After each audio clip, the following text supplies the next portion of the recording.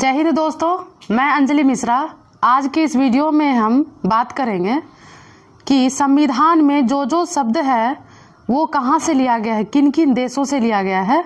हम लोगों के संविधान में, हमारे संविधान में कुछ ऐसी बातें हैं जो हमारे ये दूसरे देश के संविधान से कुछ जो जो अच्छी लगी वो हम लोग ले लिए, कुछ और बहुत सारी अधिकांश भाग जो है हम लोग भारत शासन अधिनियम 1935 का लिए हैं और बाकी कोई बात है जो जिस देश का हमको अच्छा लगा वो लिए। इसलिए हम टॉपिक बनाए हैं कि विभिन्न देशों के संविधान से लिए गए प्रावधान, मतलब हमारे संविधान का स्रोत क्या है, संविधान में जो शब्द है उसका स्रोत कहाँ है, कहाँ से ये आया, ये आज हम बात करेंगे।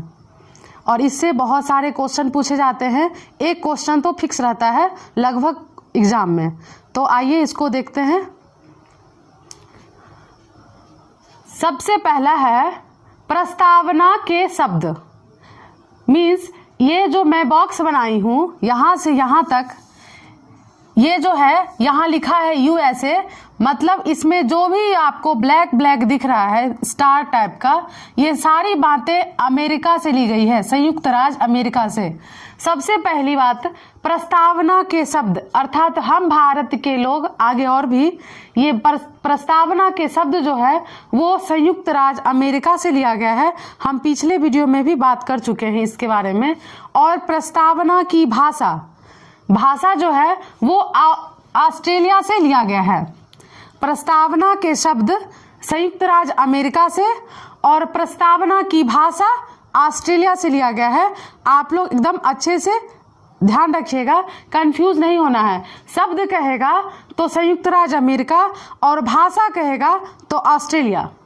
दूसरा प्रावधान, मूल अधिकार, अर्थात मौलिक अधिकार जो है, जैसे अमेरिका जो है ना बहुत अधिकार की बात करता है, अधिकार जमाने की कोशिश करता है, तो हम लोग इस सेंस से याद रखेंगे कि अधिकार कौन जमाता है, संयुक्त राज्य अमेरिका। इसलिए मूल अधिकार का प्रावधान कहाँ से लिया गया है, संयुक्त राज्य अमेरिका से, मूल अधिकार। और उसके बाद है स्वतंत्र न्यायपालिका, मतलब कि स्वतंत्र न्यायपालिका का अर्थ है कि न्यायपालिका यानी सर्वोच्च न्यायालय, उच्च न्यायालय, जिला न्यायालय, जो भी न्यायालय है वो किसी भी कानून को लागू करने या कोई भी अपना ये निर्णय देने के लिए स्वतंत्र है, वो किसी के अंदर नहीं है, उसका दिया गया निर्णय अंतिम होगा। ये है स्वतंत्र न्यायपालिका का अर्थ, जो कि ये भी संयुक्त राज्य अमेरिका से लिया गया है। उसके बाद आते हैं न्यायिक पुनरावलोकन। इसका क्या मतलब है, न्यायिक पुनरावलोकन का मीन्स होता है, यानी अर्थ है कि अगर कोई कानून विधायिका और कार्यपालिका द्वारा पारित कर दिया गया है और उसमें अगर न्यायपालिका देखेगी कि यह अधिकार अगर मूल अधिकार का हनन कर रहा है, उल्लंघन हो रहा है, तो उसे अविधि मान्य या शून्य घोषित कर सकता है न्यायपालिका। ये न्यायपालिका का अधिकार है, इसको न्यायिक समीक्षा या जांच कह सकते हैं। ठीक है, कि वो जांच करता है और रिव्यू कर सकता है, फिर से वो ये उसको फिर से लागू करने के लिए संशोधन करके लागू कर सकते हैं। वो मूल अधिकार का उल्लंघन नहीं कर सकता है विधायिका। इसीलिए न्यायपालिका को ये संविधान का प्रहरी कहा गया है, इसी सेंस से, क्योंकि वो किसी भी कानून को अगर विधायिका द्वारा बनाया गया है तो उसको देखती है न्यायपालिका कि कहाँ तक न्याय संगत है। जिस लाइन तक ये न्याय संगत होगा वो सही होगा और जिस लाइन तक न्याय संगत नहीं होगा वहाँ तक उसको वो शून्य घोषित करती है न्यायपालिका। अगला है सर्वोच्च न्यायालय और उच्च न्यायालय के न्यायाधीशों को पद से हटाए जाने की प्रक्रिया, मतलब कि सर्वोच्च न्यायालय और उच्च न्यायालय को पद से कैसे हटाया जा सकता है, अपदस्थ कैसे किया जा सकता है, इसके विधि की प्रक्रिया जो है ये हम लोग लिए हैं संयुक्त राज्य अमेरिका से। ठीक है, आगे है राष्ट्रपति पर महाभियोग। जैसे ये सर्वोच्च न्यायालय और उच्च न्यायालय को भी महाभियोग के प्रक्रिया के माध्यम से ही हटाया जाता है, लेकिन बोला नहीं जाता है। लेकिन राष्ट्रपति जो है हमारे भारत का प्रथम नागरिक होता है और इस पर कोई मुकदमा नहीं लगता है अगर ये कोई देशद्रोह का काम करे या अकानूनन हो, कानून के विरुद्ध वो अगर जा रहा है, तब लोकसभा और राज्यसभा के 2/3 बहुमत से अगर ये पारित हो जाए कि राष्ट्रपति कानून का उल्लंघन कर रहा है या आपराधिक कृत्य है उसका या अन्य देशद्रोह मामला है उसको, तो फिर लोकसभा और राज्यसभा के 2/3 बहुमत से अगर वो पारित कर दे कि ये राष्ट्रपति को हटाया जाना चाहिए कार्यकाल से पूर्व, तो दोनों सदन से जब पारित हो जाता है तब 14 दिनों के लिए राष्ट्रपति के पास लेटर जाता है कि आपने ये कृत्य कर रखा है, अगर आप सुधार नहीं करेंगे या अपने क्षेत्र से अगर दलील पेश नहीं करेंगे, सफाई नहीं देंगे, तो ये 14 दिन के बाद आप पर महाभियोग लागू होगा और आप राष्ट्रपति पद से हटाए जाएंगे। और राष्ट्रपति का महाभियोग इस प्रक्रिया द्वारा लागू होता है। तो ये राष्ट्रपति का पर महाभियोग जो है ये संयुक्त राज्य अमेरिका से लिया गया है। आगे देखेंगे जनहित याचिका, ये कहाँ से लिया गया है? ये भी संयुक्त राज्य अमेरिका से लिया गया है। इसका क्या अर्थ है? इसका इंग्लिश होता है, आप लोग नाम सुने होंगे, PIL दायर करना, यानी पब्लिक इंटरेस्ट लिटिगेटर्स। इसमें जैसे एक एग्जाम्पल आता है LGBT के बारे में, लिस्बियन, गे, बायसेक्सुअल और ट्रांसजेंडर के लिए जनहित याचिका दायर की गई थी सुप्रीम कोर्ट में, और सुप्रीम कोर्ट ने ये फैसला सुनाया था कि लिस्बियन, गे, बायसेक्सुअल और ट्रांसजेंडर को भी समाज में समान तबका दिया जाना चाहिए, क्योंकि वह भी मनुष्य हैं। उनको सिर्फ समाज में 2 लिंग ही काम नहीं करता, मनुष्य और ये स्त्री और पुरुष ही काम नहीं करता, उनकी भी सहभागिता होनी चाहिए, उनको अवसर दिया जाना चाहिए और समाज में उनको भी समान दर्जा दिया जाना चाहिए। ये याचिका दायर किया गया था और इस पे सुप्रीम कोर्ट ने फैसला सुनाया था।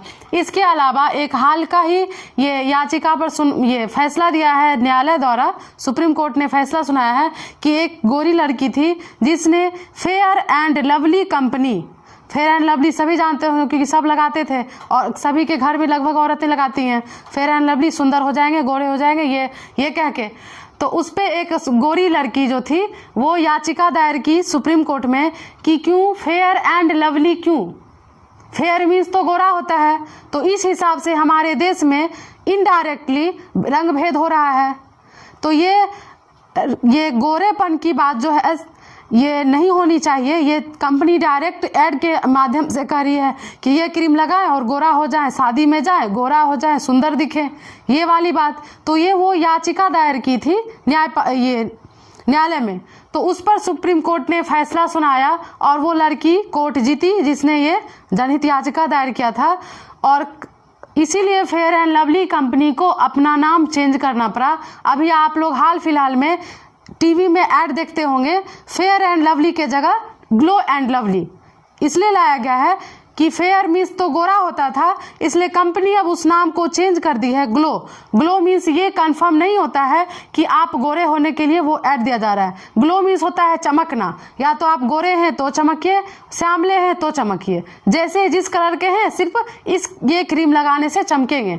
तो ये फेयर एंड लवली वाली जो थी वो भी जनहित याचिका दायर करके सुप्रीम कोर्ट ने ये फैसला सुनाया और उस कंपनी को, फेयर एंड लवली कंपनी को अपना नाम चेंज करना पड़ा। ये हाल ही लॉकडाउन के अंतर्गत ही फैसला सुनाया था, 6 महीने की घटना है।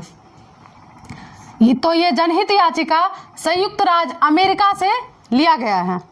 इसके बाद आगे आते हैं उपराष्ट्रपति का पद, अर्थात उपराष्ट्रपति का किस प्रकार से, ये उपराष्ट्रपति किस प्रकार से निर्वाचित होंगे। तो ये वाली बात जो है संयुक्त राज्य अमेरिका से लिया गया है। आगे है विधायी प्रक्रिया, अर्थात कानूनी प्रक्रिया। ये विधायी प्रक्रिया से बहुत सारी विधि से संबंधित बातें हैं जो अलग अलग देश से लिया गया है। ध्यान रहे, विधायी प्रक्रिया जो है ये संयुक्त राज्य अमेरिका से लिया गया है। ये टोटल कुछ बातें हैं जो संयुक्त अमेरिका से लिया गया है, हम डिस्कस किए। अब आते हैं ब्रिटेन से कौन कौन सी बातें ली गई। सबसे पहले विधि का शासन, अर्थात संविधान जो है सबसे ऊपर है, संविधान से ऊपर कोई नहीं है, और न्यायालय जो अपना न्याय देगी वो सर्वोपरि होगा, उसका अंतिम निर्णय होगा, वो मानने के लिए सभी व्यक्ति बाध्य है, कार्यपालिका, न्यायपालिका, कार्यपालिका, विधायिका और सभी आम जनता बाध्य होगी ये नियम मानने के लिए। और संविधान जो है सर्वोपरि है, विधि का ही शासन होगा, इसका अर्थ ये है। अर्थात विधि का शासन ब्रिटेन से लिया गया है।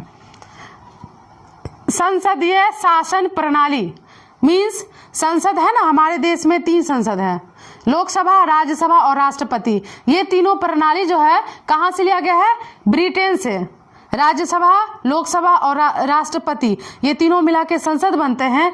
तो ये संसदीय शासन प्रणाली, संसद के द्वारा किया गया शासन जो है उसकी जो प्रणाली होगी वो लिया गया है ब्रिटेन से। आगे आते हैं एकल नागरिकता। हम लोग को एक ही नागरिकता प्राप्त है, हम लोग को सिर्फ भारत की नागरिकता प्राप्त है। तो ये एकल नागरिकता की बात जो है ब्रिटेन से लिया गया है। लेकिन अमेरिका में जो है दोहरी नागरिकता है। जैसे आप एक अमेरिका मान लीजिए कंट्री है तो आपको अमेरिका का नागरिकता प्राप्त होगा, और आप अमेरिका में किसी राज्य में रहते हैं, स्टेट में रहते हैं, तो उसकी भी नागरिकता प्राप्त होनी चाहिए। इस प्रकार वहाँ दोहरी नागरिकता का प्रावधान है। लेकिन ब्रिटेन में एकल नागरिकता का प्रावधान था। तो हमारे संविधान सभा के जो भी सदस्य थे या संविधान निर्माता थे उन्होंने एकल नागरिकता को सही समझा और उसे ब्रिटेन से लिया। तो एकल नागरिकता का प्रावधान ब्रिटेन से लिया गया है। उसके बाद है द्विसदनीय व्यवस्था। हमारे देश में 2 सदन हैं, एक उच्च सदन और एक निम्न सदन, एक लोकसभा और एक राज्यसभा। तो ये व्यवस्था जो है ये कहाँ से लिया गया है? ब्रिटेन से। संसदीय शासन प्रणाली भी ब्रिटेन से और द्विसदनीय व्यवस्था भी ब्रिटेन से लिया गया है। उसके बाद आते हैं विधि निर्माण प्रक्रिया। अर्थात कोई भी कानून बनाने में कानून संविधान के अनुसार ही संसद कानून बना सकती है, संविधान से हटकर नहीं जा सकती है, इसका ये अर्थ है। यहाँ हम 3 बात देखें। विधायी प्रक्रिया ये अमेरिका से लिया गया है, विधि का शासन ब्रिटेन से, और विधि निर्माण प्रक्रिया जो है ये लिया गया है ब्रिटेन से। आगे आते हैं सर्वाधिक मत के आधार पर चुनाव जीत का निर्णय। मतलब जिस हम लोग के यहाँ है कि जिस पार्टी या दल को अधिक बहुमत होता है, मतलब आधे से एक अधिक, या फिर मान लीजिए एक पार्टी को 70 वोट आया और एक को 80 वोट आया, तो 80 जिनको आया वो जीतेंगे, ये प्रावधान है। मतलब जिनको बहुमत आएगा वो जीतेंगे, सर्वाधिक मत जिनको आएगा वो उनकी जीत होगी। ये वाली बात कहाँ से ली गई है? ब्रिटेन से ली गई है। आगे आते हैं विधायिका में अध्यक्ष पद की भूमिका। विधायिका में अध्यक्ष क्या काम करेगा, उसका क्या क्या काम होना चाहिए, जो विधायिका कानून बनाती है उसमें अध्यक्ष का क्या क्या काम है, ये वाली बात ब्रिटेन से ली गई है। विधायिका में अध्यक्ष पद की भूमिका कहाँ से लिया गया है? ब्रिटेन से, याद रखिएगा। उसके बाद संसदीय विशेषाधिकार। संसद को कुछ विशेषाधिकार प्राप्त है। जैसे मान लीजिए नए राज्य का निर्माण, किसी राज्य के सीमा में परिवर्तन, किसी नए राज्य का गठन और उस राज्य का नाम चेंज करना, उसके सीमा का नाम बदलकर कुछ और करना, ये सब विशेषाधिकार है। तो ये सिर्फ संसद को प्राप्त है। राज्य के किसी विधानमंडल में किसी अन्य को, विधायक को नहीं प्राप्त है, लेकिन वहाँ संसद को ये विशेषाधिकार प्राप्त है। तो ये विशेषाधिकार की बात कहाँ से लिया गया है? ब्रिटेन से। तो ये सारी बातें संसदीय शासन प्रणाली, द्विसदनीय व्यवस्था, संसद को विशेषाधिकार, एकल नागरिकता और सर्वाधिक मत के आधार पर चुनाव जीत की घोषणा, ये सब बातें जो है ब्रिटेन से ली गई है। आगे हम देखेंगे संविधान संशोधन की प्रक्रिया, कि हमारे संविधान निर्माता जो थे संविधान संशोधन की प्रक्रिया का एक प्रावधान दक्षिण अफ्रीका से लिए थे। उन्हें अच्छा लगा था इसलिए क्योंकि उस टाइम जो संविधान बना था, हो सकता है कुछ बात छूट गई हो, या फिर उस जमाने में और अभी के ज़माने में बहुत फ़र्क है। जैसे मान लीजिए हमारे ही बाबा परदादा जो नियम निभाते थे कि औरत को घर से नहीं निकलना है, वो घूंघट लेगी, ऐसे करेगी, ऐसे चलेगी, ये नियम होना चाहिए, वो नियम होना चाहिए, पग पग पे नियम था। लेकिन जैसे जैसे समय में परिवर्तन हुआ, हम लोग उसको पार करते हुए, उस पर क्लेरिफिकेशन देते हुए आगे बढ़े, औरत को भी समान अवसर मिलने लगा। उसी प्रकार वो सोचे थे कि आगे के समय में कुछ ना कुछ परिवर्तन होगा, इसलिए ये बात लिख देनी चाहिए संविधान में संशोधन का प्रावधान, ताकि आने वाले दिनों में संसद द्वारा संविधान में संशोधन किया जा सके। तो इस प्रकार संविधान संशोधन की प्रक्रिया दक्षिण अफ्रीका से लिया गया है। आगे है, ये बहुत ही इंपॉर्टेंट समझिएगा, राज्यसभा के सदस्यों का निर्वाचन। निर्वाचन मतलब होता है जनता द्वारा चुना गया। निर्वाचित जब होगा, जिनका इलेक्शन होगा, इलेक्शन के माध्यम से राज्यसभा में जो चुने जाएंगे, वो वाला प्रावधान दक्षिण अफ्रीका से लिया गया है। ये वाली बात दारोगा मेंस में 2020 यानी इस बार पूछा हुआ था कि राज्यसभा में सदस्यों का निर्वाचन यानी वोट के द्वारा जो निर्वाचन होता है, ये प्रावधान किस देश से लिया गया है? दक्षिण अफ्रीका से। लेकिन राज्यसभा में 12 सदस्य को राष्ट्रपति द्वारा मनोनीत किया जाता है। अलग अलग क्षेत्र में मनोरंजन, साहित्य, कला, विज्ञान, अर्थशास्त्र, इन सब क्षेत्रों से 12 सदस्यों को राष्ट्रपति द्वारा मनोनयन किया जाता है या नामांकन किया जाता है। ये वाली बात दक्षिण अफ्रीका से नहीं लेकर के आयरलैंड से ली गई थी, यानी राज्यसभा में सदस्यों का नामांकन आयरलैंड से लिया गया, लेकिन राज्यसभा में सदस्यों का निर्वाचन दक्षिण अफ्रीका से लिया गया। ये निर्वाचन और नामांकन या मनोनयन पर ध्यान दीजिएगा। नामांकन कहे तो आयरलैंड और निर्वाचन कहे तो दक्षिण अफ्रीका। उसके बाद राज्य के नीति निदेशक तत्व, जो कि हमारे संविधान में वर्णित है कि राज्य ये कुछ ऐसी बातें हैं जो राज्य लागू कर भी सकता है, नहीं भी कर सकता है। चाहिए अर्थ में लिखा हुआ है कि राज्य को ऐसा करना चाहिए, राज्य बाध्य नहीं है। जैसे मौलिक अधिकार के राज्य को ये करना है, वैसे ये बाध्य नहीं है, लेकिन वो किया गया है कि अगर राज्य को इच्छा हो तो वो संशोधन, ये नियम लागू कर सकती है। जैसे हमारे बिहार में ये शराबबंदी वाली मामला है, ये एक नीति निदेशक तत्व के अंतर्गत आता है कि वो लिखा हुआ है कि राज्य चाहे तो मादक पदार्थ के सेवन पर प्रतिबंध लगा सकती है। तो इसी नीति निदेशक तत्व के अंतर्गत हमारे जो नीतीश कुमार जी हैं, वो ये शराबबंदी लाए, ये नीति निदेशक तत्व के अंतर्गत आता है। इसके अलावा वृक्षारोपण, समान वेतन के लिए समान न्याय के लिए समान वेतन, मतलब समान लिंग का समान वेतन, पुरुष महिला को समान वेतन मिलना चाहिए, बच्चों को शिक्षा होनी चाहिए, पंचायती राज व्यवस्था होनी चाहिए। कुछ राज्य ऐसे हैं जहाँ पे त्रिस्तरीय राज्य व्यवस्था है, 3 स्तर पर है, कहीं 4 स्तर पर है, कहीं 2 स्तर पर ही है। तो राज्य को ये चाहिए अर्थ में नीति निदेशक तत्व के अंतर्गत प्रावधान दिया गया है, शक्ति दी गई है। तो वो राज्य के नीति निदेशक तत्व का जो प्रावधान है, ये भी आयरलैंड से लिया गया था। उसके बाद राष्ट्रपति की निर्वाचन पद्धति, यानी राष्ट्रपति का निर्वाचन किस प्रकार से होगा, किस सिस्टम से होगा, ये आयरलैंड से लिया गया था। अब ध्यान देने वाली बात है कि ये अमेरिका जो हमेशा अधिकार जमाता है, र्यूडनेस वाली बात करता है, नेगेटिविटी बात करता है, अधिकार जमाना, यानी इससे याद रखिएगा आप लोग, मौलिक अधिकार कहाँ से लिया गया है? संयुक्त राज्य अमेरिका से। उसके बाद हटाने की बात, उच्च न्यायालय को हटाना, सर्वोच्च न्यायालय के न्यायाधीश को हटाना, या फिर राष्ट्रपति को महाभियोग के द्वारा हटाना, ये सब वाली बात जो है संयुक्त राज्य अमेरिका से लिया गया है। लेकिन राष्ट्रपति के पद के निर्वाचन पद्धति कहाँ से लिया गया है? आयरलैंड से। इस सेंस में याद रखिएगा, नेगेटिविटी कहाँ है? यूएसए से लिया गया है, और पॉजिटिविटी राष्ट्रपति के पद का निर्वाचन पद्धति आयरलैंड से लिया गया है। इसके अलावा ये हम बता दिए थे, राज्यसभा में सदस्यों का नामांकन या मनोनयन आयरलैंड से लिया गया है। उसके आगे चलते हैं, ऑस्ट्रेलिया में से क्या क्या लिया गया है। सबसे पहला समवर्ती सूची। हमारे भारतीय संविधान में अनुसूची 7 में 3 सूची का वर्णन है, संघ सूची, राज्य सूची और समवर्ती सूची। तो उसमें जो समवर्ती सूची है, उसका प्रावधान ऑस्ट्रेलिया से लिया गया है। समवर्ती सूची वह सूची होती है, उसके अंतर्गत जो सब्जेक्ट आता है उस पर राज्य और केंद्र दोनों कानून बना सकती है। लेकिन अगर झंझट हो जाए, मामला गर्म हो जाए, तो केंद्र द्वारा दिया गया ये फैसला जो होता है वही मान्य होता है।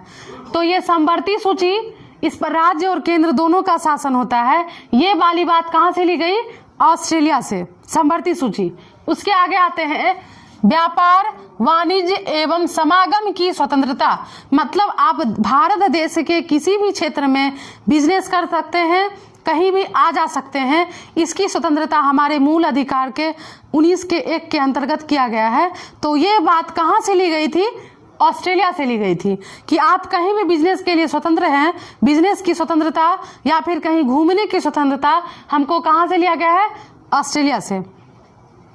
उसके बाद संसद के दोनों सदनों की संयुक्त बैठक। कुछ मामला ऐसा आता है जिसमें राज्यसभा और लोकसभा के सदस्य को राष्ट्रपति द्वारा संयुक्त बैठक बुलाया जाता है। ध्यान देने वाली बात है, संसद के दोनों सदनों की बैठक, कुछ मामला जब हो जाता है तो संसद के दोनों सदनों की संयुक्त बैठक राष्ट्रपति द्वारा बुलाया जाता है अनुच्छेद 108 के तहत। ये हम आगे और भी वीडियो में डालेंगे, बताएंगे आप लोग को, यहाँ शॉर्टली बता देते हैं। तो ये वाला प्रावधान ऑस्ट्रेलिया से लिया गया है। और इसमें एक और बात याद रख लीजिएगा कि संसद में दोनों सदनों के संयुक्त बैठक बुलाता है राष्ट्रपति, लेकिन अध्यक्षता करता है लोकसभा का अध्यक्ष। ठीक है, और ये बात कहाँ से ली गई थी?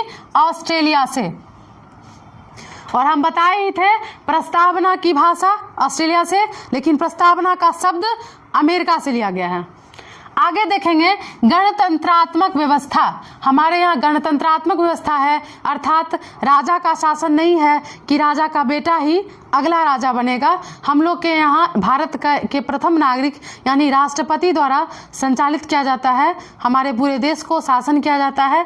वो जो कि एक जनता द्वारा अप्रत्यक्ष रूप से चुने हुए प्रतिनिधि होते हैं, इसलिए इसको गणतंत्र कहा गया। ये वाली बात हमारे संविधान निर्माता जो थे वो फ्रांस से प्रेरित होकर लिए थे, गणतंत्रात्मक व्यवस्था। इसके अलावा प्रस्तावना में ही है स्वतंत्रता 5 प्रकार की, समानता 2 प्रकार की और एक बंधुत्व। ये तीनों बातें फ्रांस से लिया गया है। अगर कह दे बिजनेस करने या समागम की स्वतंत्रता तो वो ऑस्ट्रेलिया होगा, लेकिन स्वतंत्रता, समानता और बंधुत्व की बात फ्रांस से लिया गया है। ठीक है, फ्रांस से 2 बातें, एक बात गणतंत्रात्मक व्यवस्था और ये दूसरी स्वतंत्रता, समानता और बंधुत्व की बात फ्रांस से लिया गया है। उसके बाद आते हैं रूस से कौन कौन सी बातें ली गई थी? रूस से 2 बातें ली गई थी। एक मूल कर्तव्य, यानी रूस जो है हमेशा भारत के साथ कर्तव्य निभाते आया है। जैसे ये अमेरिका अधिकार जताता है, मूल अधिकार करना अमेरिका का काम, कर्तव्य कौन कर रहा है? रूस। जैसे बहुत सारा रिफाइनरी स्थापित करने में रूस का योगदान है, और भी रूस हथियार जैसे S-400 रूस के द्वारा दिया गया है। बहुत बातें हैं जो रूस के साथ भारत अधिक करता है। मैत्रीपूर्ण संबंध है रूस का पुराने बहुत दिनों से, सोवियत संघ जब था उसी टाइम से। तो ये वाली बात मूल कर्तव्य, यानी कर्तव्य कौन निभाता है? रूस। ये याद रखिएगा, ट्रिक है।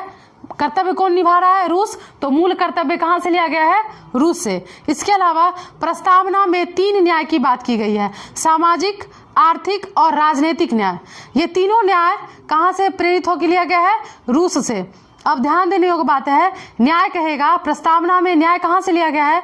रूस से। स्वतंत्रता, समानता और बंधुत्व ये भी प्रस्तावना में है, ये कहाँ से लिया गया है? फ्रांस से। याद रखिएगा।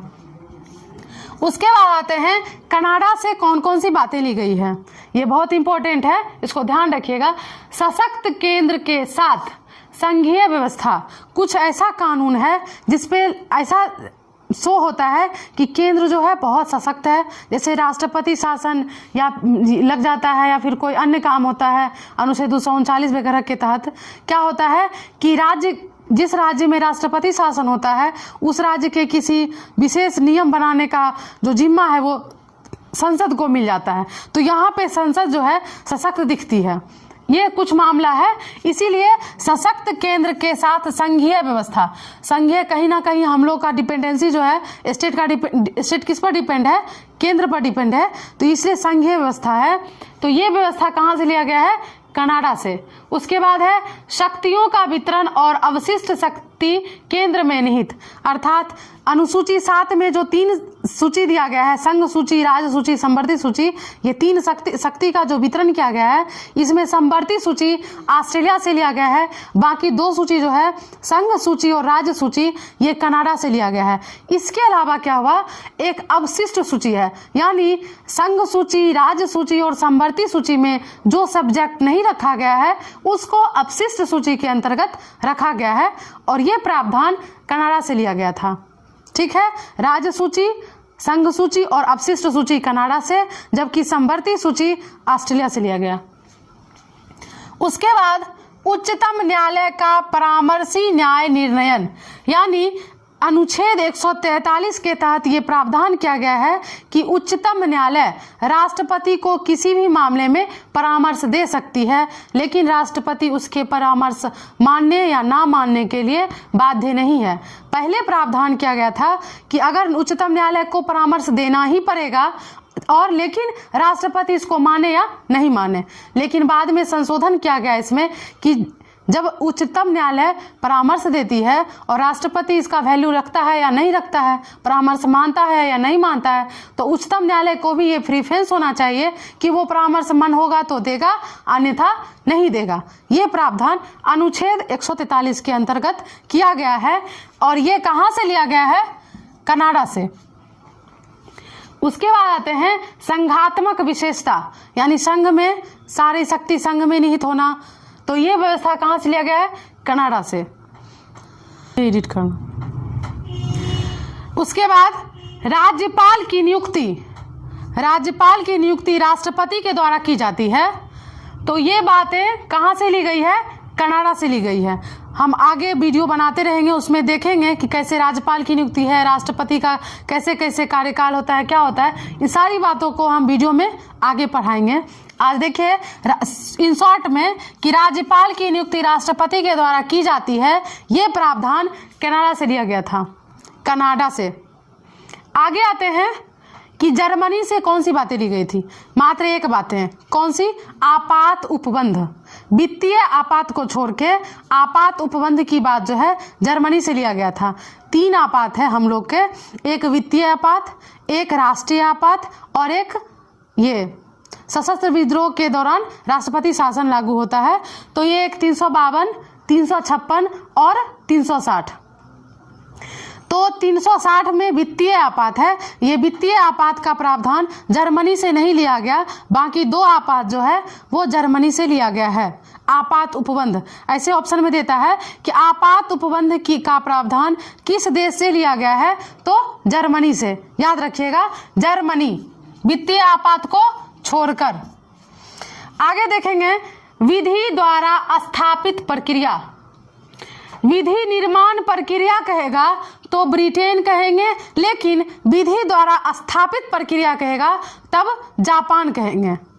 विधि निर्माण प्रक्रिया कहेगा तो ब्रिटेन, और विधि द्वारा स्थापित प्रक्रिया यानी कानून के द्वारा जो प्रक्रिया लागू किया गया है, किसी भी चीज के लिए एक प्रक्रिया के माध्यम से कोई काम होगा, ये बातें जापान से लिया गया है, ध्यान रखिएगा। और लास्ट आते हैं कि ये सब प्रावधान तो अन्य देश से लिया गया, और जो भी बातें हैं अधिकांश भाग जो है वो भारत शासन अधिनियम 1935 के तहत प्रावधान किया गया है हमारे संविधान में। हमारे संविधान का अधिकांश भाग जो है भारत शासन अधिनियम 1935 के अंतर्गत 35 के द्वारा लिया गया है। तो दोस्तों ये था मेरा आज का वीडियो। आशा करती हूँ कि आप लोग को ये ज़रूर पसंद आया होगा, और जिन जिन लोगों को कोई परेशानियाँ हो वो हमें कमेंट बॉक्स में ज़रूर बताएं, और इसे आगे देखने के लिए बने रहें BT न्यूज़ बिहार पे। इसके अलावा अनअकैडमी लर्निंग ऐप पर और भी मेरे से पढ़ने के लिए ये अंजलि मिश्रा ID के नाम से आप पढ़ सकते हैं, अनअकैडमी लर्निंग ऐप पर। धन्यवाद।